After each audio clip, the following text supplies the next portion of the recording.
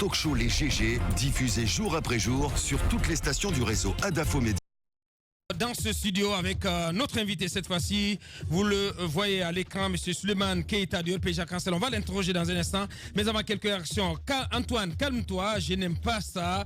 Politique, PQ doigt, balai ou râteau citoyen, c'est même FNDC. Là, bravo aux organisateurs pour le civisme et l'intelligence de la manifestation. C'est Tambaz Akari Milimono qui nous envoie ce message. Le FNDC est le Front National pour la défense de Selou. Un point, c'est tout.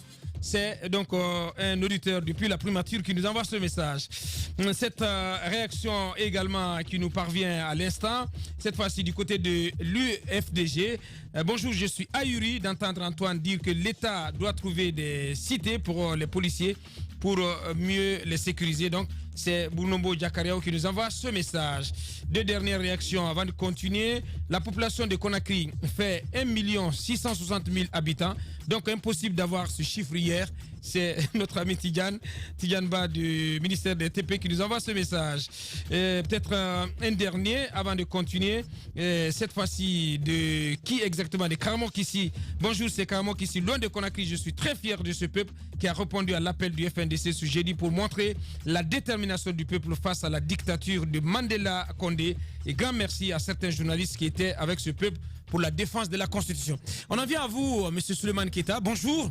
Bonjour. Merci d'accepter notre invitation. Merci. Allez-y, Madame Hiro. Alors, bienvenue. Moi, je vais juste le faire réagir au dernier propos de Fonike Mangué qui disait que ce combat n'est pas contre le président Alpha Condé, mais c'est plutôt un combat pour lui, pour aider la Guinée à trouver un lendemain meilleur. Comment réagissez-vous à ces propos?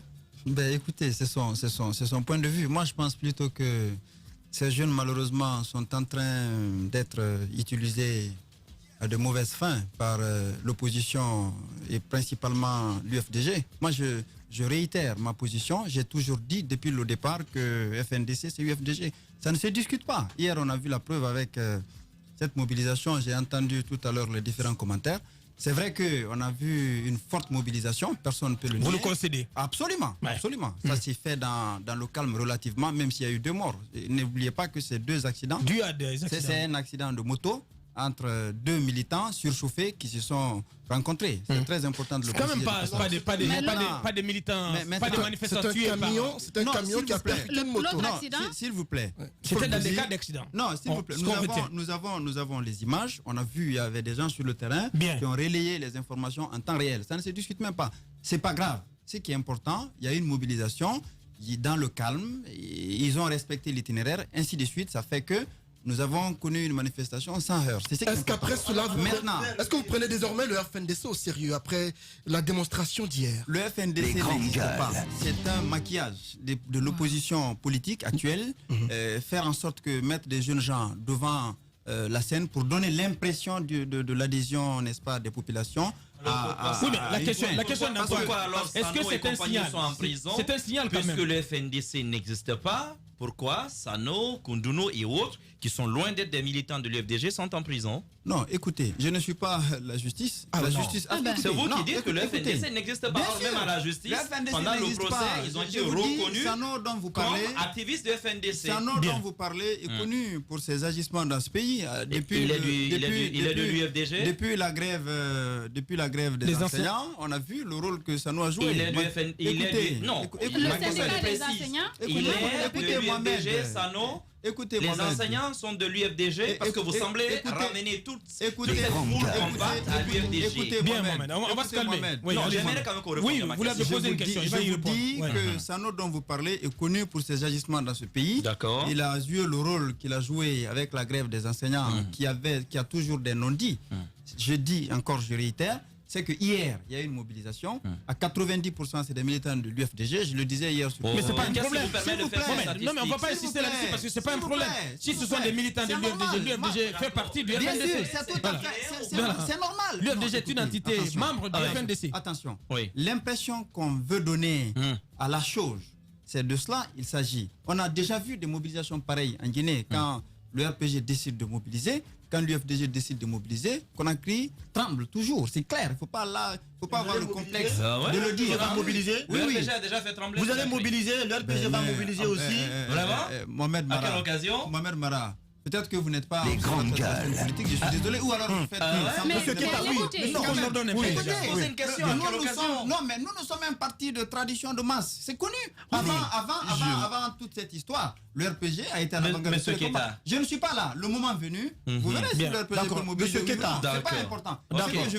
Ce que je veux relever, c'est qu'aujourd'hui, on veut faire comprendre, on veut faire croire à l'opinion nationale et internationale que c'est tout le peuple de Guinée qui se mobilise contre le projet de nouvelle constitution. Vous n'êtes pas d'accord avec ça? Parce que même le motif de la mobilisation n'est pas fondé, parce qu'il parle du troisième mandat, il parle du mandat à vie. Ça n'a jamais été le sujet à l'actualité. Il parle de nouvelle constitution aussi. Non, écoutez, il parle de troisième mandat, il parle du mandat à vie. Nous, on parle de constitution. C'est le Front National pour la défense de la Constitution. Il parle aussi de nouvelle constitution, de nouvelle constitution. Ils ne peuvent pas défendre la Constitution. La Constitution, c'est le texte fondateur de notre République aujourd'hui qui définit le fonctionnement de tout ce qu'il y a comme organisation dans notre pays. Et maintenant, lorsque il se fait sentir le besoin de voir cette constitution en termes d'amendement, en termes de révision ou en termes de renouvellement, bien entendu, cela relève d'une question de souveraineté.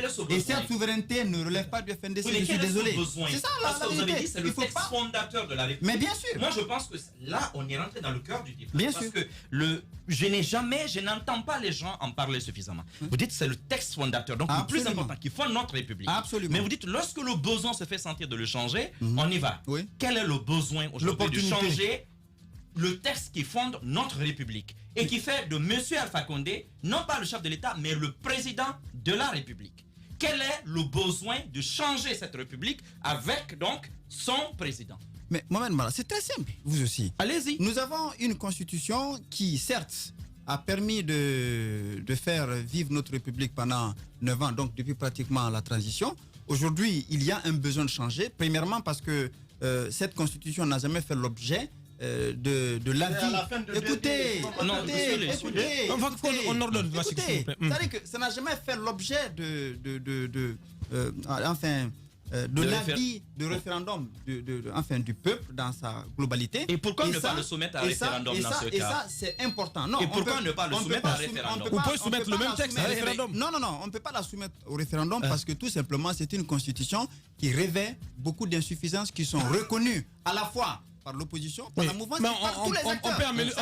On peut corriger ces expliqué. Je vous ai expliqué. Pourquoi ne pas faire des amendements? Je vous ai expliqué. Même s'il reste un jour, si le président, conformément aux lois de la République, peut faire cet exercice, il le fera. Le mandat du président, le mandat, écoute. Moi, je vous prends. Écoute, dit que les lois, conformément à la loi, il peut demander à changer la Constitution. Donnez-moi le nom de cette loi et sa disposition. La Constitution parle de sa révision. Voilà. Nous avons sur le fondement de sa révision. Nous avons sur le fondement de l'article 51. D'accord. Qui fait aujourd'hui objet de débat entre les spécialistes du droit constitutionnel. Mais au-delà de tout, ce qui est important, et après avoir fait l'analyse de la situation ailleurs, c'est que le débat sur le renouvellement d'une constitution est une question de souveraineté nationale. Tous les peuples ont le droit de modifier, par la constitution. de changer. Maintenant, vous avez dit que c'est la loi qui lui autorise. Quelle loi? Tous les peuples ont le droit de changer carrément leur constitution lorsqu'ils ressentent le besoin. C'est une question de souveraineté nationale. C'est quoi le Ça n'a rien à voir avec ce que les gens insinuent troisième mandat. Parce que c'est un débat qu'on a dépassé. C'est un débat dépassé. Allez-y. Non, je le dis parce que... je le dis parce qu'il y a tellement de... On ne sort pas d'une guerre civile. Justement. On ne sort pas d'une période de rébellion. On ne sort pas d'une transition. Ce n'est vraiment pas lié. Il n'y a pas eu de... Ah si, ce sont des événements majeurs. Pas du tout. Si. Non. Ce sont des événements majeurs. D'ailleurs, on pourrait dire que c'est une constitution de transition qui continue. Je suis désolé, oui. Allez-y, madame. C'est ça. Allez-y, madame. Et tout le monde le sait aujourd'hui. Donc le président Alpha Condé est un président de transition. Le président est président de la République. Non. Ne faites pas la confusion. Ne faites pas. Attention, non. C'est vous qui dites président de cette constitution peut être constitution de transition. Ça veut dire que M. Alpha Condé est président de transition. Bien, Mohamed, on se calme. On peut même être comme une charte de transition. Parce que son président est président du... C'est-à-dire que vous nous ramenez dans un débat qui est dépassé. Mais non, allez-y, le on revient à la manifestation. Allez-y, madame. Moi, je voulais parler de la manifestation parce que M. Keita, il persiste à dire que la manifestation d'hier était pratiquement composée de militants de l'UFDG. Je voudrais vraiment lui demander, est-ce que vous estimez que M. Sidya Touré de l'UFR, qui est quand même la troisième force politique de ce pays, on a vu, comment on appelle, Dr Faya Milimono également, qui a Dr Ousmane Kaba, est-ce que vous pensez que tous ceux-ci n'ont pas de militants? Tous ceux qui sont sortis hier sont uniquement, il n'y a pas d'activistes de la société civile, notamment il n'y a pas d'artistes qui ont participé à cette manifestation. mais sincèrement, c'est une très bonne question que vous posez. Moi, j'ai ri hier quand j'ai regardé les images en direct sur certaines télévisions. Il y a des leaders politiques qui étaient vraiment venus ici pour se faire un bain de foule parce qu'il n'y avait personne là-bas. Ils étaient là pour la forme. Faut pas se tromper. Comme qui, par exemple? Mais vous les connaissez. Comme qui, tous par les leaders Bien. dont vous parlez là. Alors, tous les leaders dont vous parlez là, c'est des accompagnateurs. La question que M. Sidya Touré est venu faire un bain de foule. Mais je vous dis que c'est des gens qui sont venus faire. Depuis des années, on n'avait pas vu le capot de véhicule Sidya Touré. Sidya Touré, ça fait un bon moment, on ne l'avait pas vu. Sidya Touré. Mais qu'est-ce que tu veux? C'est de l'incohérence. Mais non, ils poursuivent un idéal quand même. Ils disent qu'ils s'opposent à tout projet de modification de la Constitution. Monsieur Keita, on ne peut pas s'opposer à la modification d'une Constitution ou au changement d'une Constitution parce que c'est un droit. Monsieur Keita, il y a eu là c'est le dernier dialogue qui a... Bien. Le droit d'en faire son affaire personnelle. Il faut que c'est lui qui a parlé de marche funèbre du projet du troisième mandat hier. Il a dit qu'on n'attend plus que le père donc de ce projet pour l'enterrer.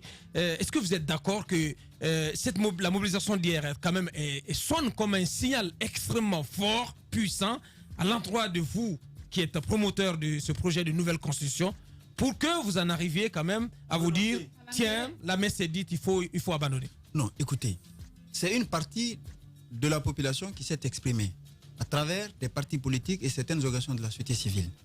C'est ça la démocratie. Il y a une autre partie de la population qui a un avis contraire et qui va avoir la possibilité de s'exprimer également.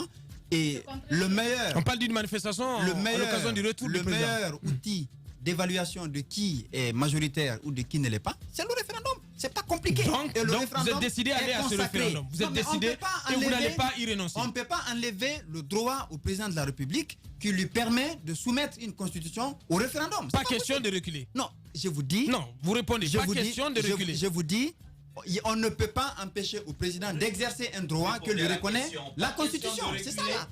Non, j'ai dit